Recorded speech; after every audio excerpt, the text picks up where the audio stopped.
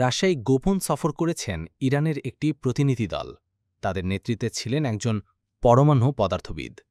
সফরের সময় তারা যে প্রযুক্তিগুলো দেখেছেন সেগুলো বেসামরিক ও সামরিক দুই উদ্দেশ্যেই ব্যবহারযোগ্য। বিষয়টি ফাঁস করেছে ফিনান্সিয়াল টাইমস।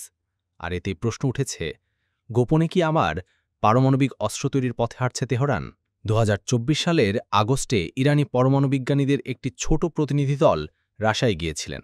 নেতৃত্বে ছিলেন আলী কালভান্থ নামে 43 বছর বয়সী একজন পদার্থবিদ, যিনি কূটনৈতিক পাসপোর্টে মস্কো পৌঁছান। তারা দাবি করেন একটি বেসরকারি পরামর্শক সংস্থার প্রতিনিধিত্ব করছেন। তবে পশ্চিমা গোয়েন্দা সংস্থাগুলো বলছে এই দলে ছিলেন ইরানের সামরিক গোয়েন্দা সংস্থা এবং প্রতিরক্ষা গবেষণা সংস্থা এসপিএনডির সদস্যরা। এসপিএনডি এমন একটি সংস্থা যেটিকে যুক্তরাষ্ট্র ইরানের 2004 পূর্ববর্তী গোপন পারমাণবিক কর্মসূচির উত্তরসূরি হিসেবে দেখে। সংস্থাটির উপর মার্কিন নিষেধাজ্ঞা রয়েছে। আর এই এসপিএনডির সদস্যরাই রাশিয়ায় গিয়ে পরমাণু ইমপ্লোশন প্রযুক্তি, ক্লিস্টন ও ইলেকট্রন এক্সিলারেটর সহ বিভিন্ন দ্বৈত ব্যবহারের প্রযুক্তি সরঞ্জাম ঘুরে দেখেন। বিশ্লেষকরা বলছেন, নিউট্রন জেনারেটর, বিকিরণ পরিমাপক যন্ত্র এবং পারমাণবিক ডিভাইসের সামরিক প্রয়োগ নিয়ে গবেষণার ইঙ্গিত মিলছে এই সফর থেকেই। সফরে থাকা অনেকেই পরমাণু অস্ত্রের জন্য প্রয়োজনীয় উপকরণ এবং প্রযুক্তি সম্পর্কে গভীর জ্ঞান রাখেন। তাদের মধ্যে একাধিক ব্যক্তি ওয়াশিংটনের নিষেধাজ্ঞা তালিকাভুক্ত। ইরান বারবারই দাবি করে আসছে তাদের পারমাণবিক কর্মসূচি পুরোপুরি শান্তিপূর্ণ। সর্বোচ্চ নেতা আয়াতুল্লাহ খামেনিও গত মাসে বলেন, ধর্মীয় দৃষ্টিকোণ থেকেই ইরান পারমাণবিক অস্ত্রের বিরুদ্ধে। তবে বাস্তবতা বলছে ভিন্ন কথা। ব্রিটিশ গণমাধ্যম ও ইরানি গণমাধ্যম ইরান ইন্টারন্যাশনাল দাবি করেছে, এসপিএনডিকে পুনর্গঠনের মাধ্যমে গোপনে সামরিক কর্মসূচি এগিয়ে নিচ্ছে তেহরান।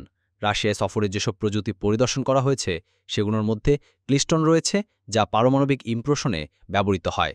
এছাড়া ছিল ইলেকট্রন এক্সিলারেটর, যা উচ্চ ক্ষমতা সম্পন্ন রেডিয়েশন ডিভাইসে ব্যবহৃত হয়। সফরে গিয়েছেন এমন একাধিক সদস্য রেডিয়েশন পরীক্ষায় ও নিউট্রন প্রযুক্তির বিশেষজ্ঞ। এ ধরনের সফরের মাধ্যমে ইরান ও রাশিয়ার সম্পর্কের ধরনও প্রশ্নের মুখে। রাশিয়া একদিকে পশ্চিম নিষেধাজ্ঞার শিকার, অন্যদিকে ইরানের মতো রাষ্ট্রকে পারমাণবিক প্রযুক্তি সরবরাহ করার অভিযোগে নিজেও ফাঁদে পড়তে পারে বলে মনে করছে নিরাপত্তা বিশ্লেষকরা। বিশ্লেষকদের ভাষ্য, এই সফর আসলে ইরানের নিষিদ্ধ কর্মসূচিরই অংশ, আর রাশিয়া এর মধ্যস্থতাকারী বা সহায়ক শক্তি হতে পারে। যুক্তরাষ্ট্র এবং পশ্চিমা জোটগুলোর নজরে এই সফর নতুন করে উদ্বেগ বাড়াবেই বলে মনে করছেন তারা।